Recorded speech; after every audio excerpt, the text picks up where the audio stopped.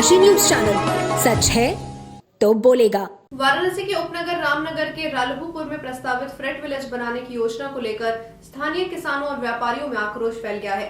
लगभग 3 साल से IWAI के अधिकारी चंदौली के मिल्कीपुर और ताहिरपुर के किसानों की जमीन का अधिग्रहण करने के लिए वार्ता कर रहे हैं, लेकिन अभी तक इस प्रक्रिया में कोई सफलता नहीं मिल पाई है। बनारस में बन रहे बंदरगाह से लगभग 3000 परिवार सीधे प्रभावित हो रहे हैं, जिनमें किसान, निषाद और अल्पसंख्यक समाज के लोग शामिल हैं। इस मुद्दे को लेकर सांसद वीरेंद्र सिंह ने लोकसभा में आवाज उठाई। सदन में बोलते हुए सपा सांसद वीरेंद्र सिंह ने कहा, ये बंदरगाह परियोजना 3000 परिवारों को बिना उचित मुआवजा दिए उजाड़ने की योजना है। सरकार की मंशा है कि किसानों को एक भी पैसा न दिया जाए और इनकी जमीन औने पौने दाम में अधिग्रहित कर अडानी जैसे पूंजीपतियों को दी जाए।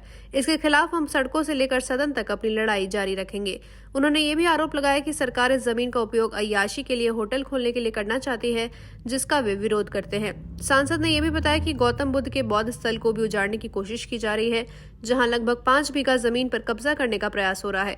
इस मौके पर सकलडिया के विधायक प्रभु नारायण, पूर्व मुगलसराय विधानसभा प्रत्याशी वीरेंद्र मौर्य, कोषाध्यक्ष पवन मौर्य, अखिलेश सिंह, अध्यक्ष अमरेश कुशवाहा, महामंत्री विद्याधर, चंद्रप्रकाश मौर्य, अजीत यादव उर्फ बब्बू प्रधान और दीपक साहनी जैसे कई स्थानीय नेता और कार्यकर्ता मौजूद थे।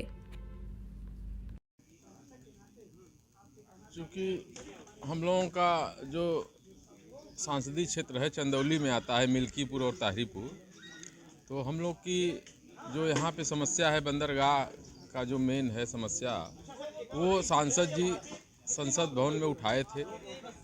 मामला हम लोगों का 3000 परिवार पीड़ित है और कम से कम 20 एकड़ में बौद्ध विहार जो बौद्ध जी का मंदिर है, उसको मंदिर कहिए या बौद्ध स्थल कहिए, इस समस्या को लेके आज सांसद जी को यहाँ पे बुलाया गया था और वो आए थे और यहाँ पे ताहिरपुर और मिल्कीपुर की जनता द्वारा उनका सम्मान किया गया और उनको सम्मानित किया गया कि आप हम लोग की गांव की समस्या को सड़क से लेके संसद तक उठाने का जो सांसद जी ने बीड़ा उठाया है, हम लोग उनके साथ लड़ेंगे और वो हम लोगों के साथ भी लड़ने के लिए तैयार हैं।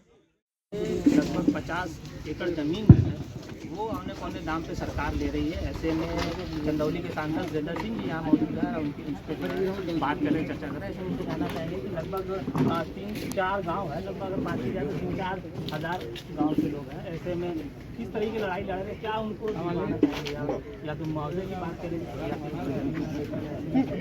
या देखिए, हम तो न्याय की लड़ाई कर रहे हैं। न्याय कहता है कि किसी गरीब को बिना विस्थापित किए दूसरी जगह बसाए आप उसके घर को नहीं उजाड़ सकते और सरकार यहाँ जबरदस्ती कर रही है। दूसरा संविधान ये कहता है कि किसी भी संस्था को बिना उसकी मर्जी के आप संस्था को हटा नहीं सकते, क्योंकि जितना सरकार का अधिकार इस देश की संपत्ति है पर है, संस्था का भी अधिकार। तो ये सरकार संविधान के विरुद्ध जाकर के काम की है। इसलिए हम न्याय दिलाने के लिए हम सदन से लेकर सड़क तक लड़ाई लड़ रहे हैं और अपील भी कर रहे हैं जनता से कि अगर आपको अपनी जमीन बचानी है, संस्था बचानी है, तो आगे आइए और हम सब मिलकर के इस लड़ाई को जारी रखें। जनता की हिसाब से क्या मांगे, मतलब लोगों को मुआवजा दीजिए या फिर जमीन ही नहीं दिखने देना? भाई पहले तो हमें अगर हमारा घर उड़ा रहे हैं तो हमको इसे विस्थापित करने के लिए जगह दीजिए और फिर साथ ही हमारी जमीन का मुआवजा दीजिए उसे। पूर्वांचल की खबरों से जुड़े रहने के लिए आज ही सब्सक्राइब करें हमारा YouTube चैनल डनकाशी और हाँ, लेटेस्ट अपडेट्स के लिए बेल आइकन को प्रेस करना ना भूलें। और आपके पास है कोई जानकारी या है कोई सूचना तो हमारे दिए गए नंबर पर आप हमसे संपर्क कर सकते हैं।